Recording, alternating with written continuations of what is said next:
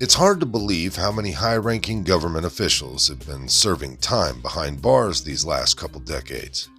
Bill Clinton got caught selling military secrets and influence to communist Chinese in return for campaign contributions.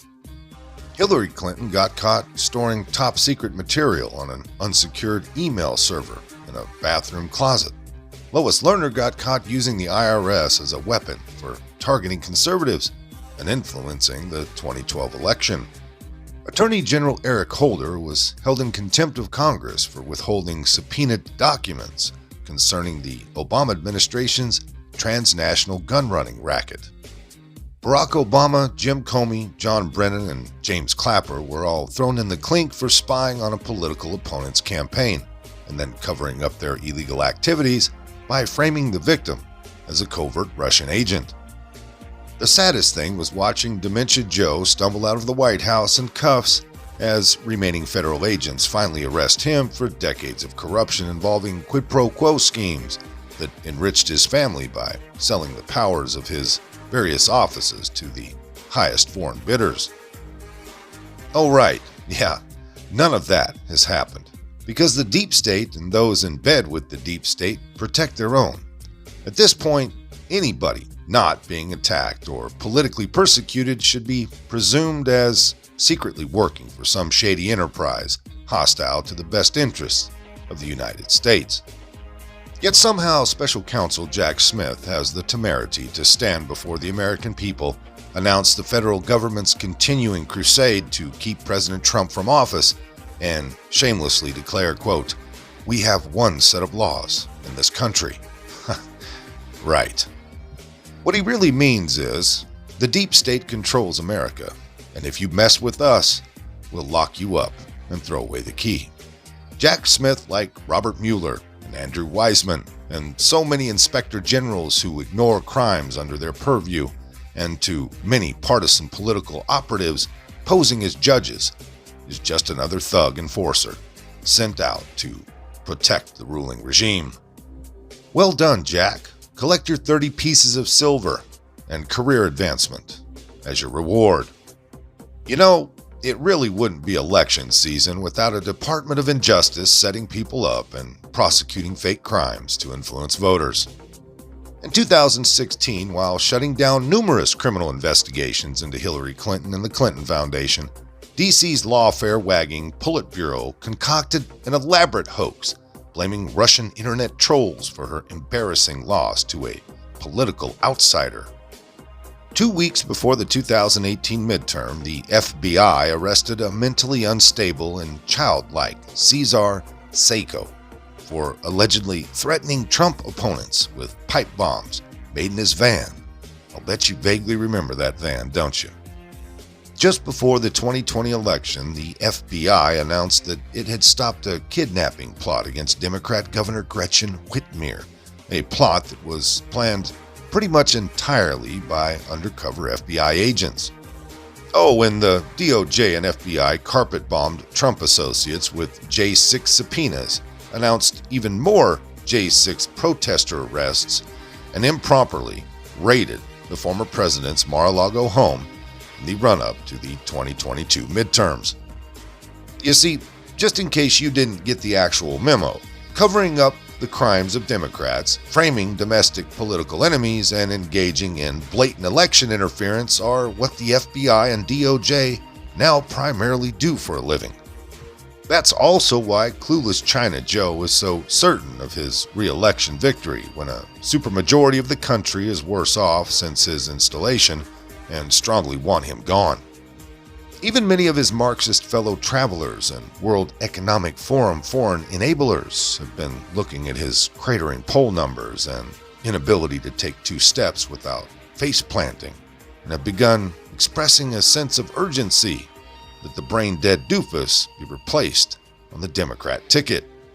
Obama insiders and deep state Praetorian Guard, however, are all smiles while doing their best Hans Gruber impression and calmly responding, "You ask for miracles?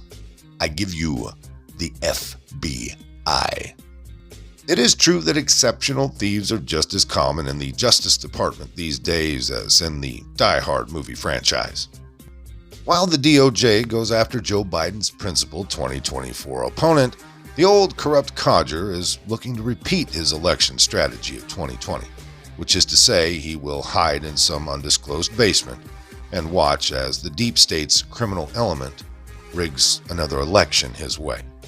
Yeah, we're watching history in the making. In 2020, quid pro quo Joe, a politician who would have struggled to win an election outside of his native Delaware, won more votes than any candidate in American history, while hardly campaigning.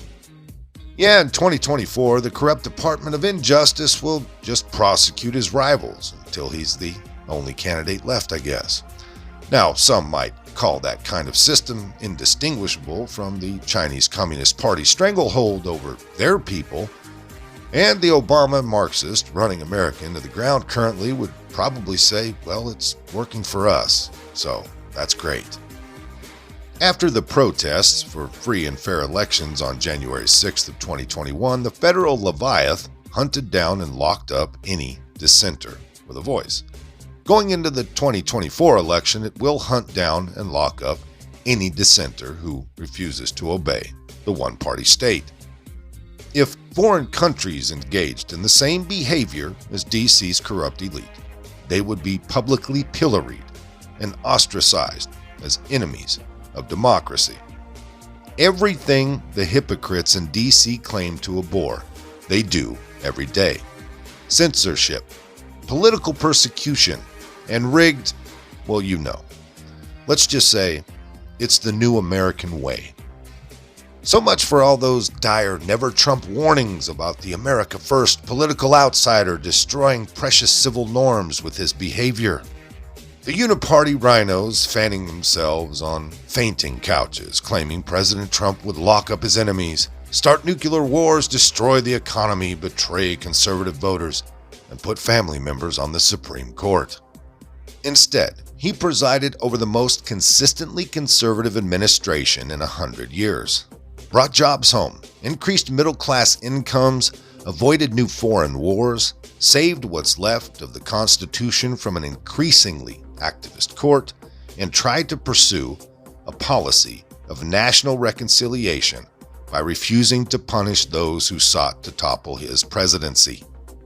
Clearly, his capacity for forgiveness has been rewarded only with more malicious villainy aimed at keeping him down permanently. This really is about so much more than just an election. This is about taking a stand against outright political tyranny. It's about defiance. It's about rage. It's about refusing to surrender meekly. It's about refusing to board the train or aid those who wish to load them with our silent complicity. The 8 years of mistreatment have rightfully disgusted millions of Americans. It proves our country has a sickening double standard of justice. As Fox News host Judge Jeanine Pirro stated, quote, "I have spent over 3 decades in a system that I believed in, but today I am no longer a believer," unquote. This system has been weaponized to destroy a candidate who wants secure borders and to put America first. He wants to end the warmongering and remove neocons from power, so he must be stopped by the deep state. As this abuse has been hurled at President Trump for 8 years, the Republicans have talked tough on Twitter, but delivered absolutely nothing. Republicans should demand that Biden submit to a mental competency test, but they refuse. Our country has a president who can't complete a speech or exit a stage without difficulties. His falls are becoming more severe, and the weakness he portrays is damaging to our national security. The corruption from his family, including his brother and son, are nothing less than breathtaking. The big guy lied when he claimed he knew nothing about Hunter's business. He also publicly bragged about shutting down a Ukrainian prosecutor who was investigating Hunter's business by threatening to withhold $1 billion loan guarantee. With mounting evidence, Republicans should initiate impeachment hearings for Biden, but have delivered only rhetoric. U.S. Congresswoman Marjorie Taylor Greene says she is dumbfounded that Republicans are not joining her in supporting Biden's impeachment. She should at least ask her ally, U.S. House Speaker Kevin McCarthy, why he refuses to initiate impeachment hearings. Green backed McCarthy for House Speaker and supported his horrid debt ceiling deal. In return, he has delivered only lip service on the Biden impeachment issue.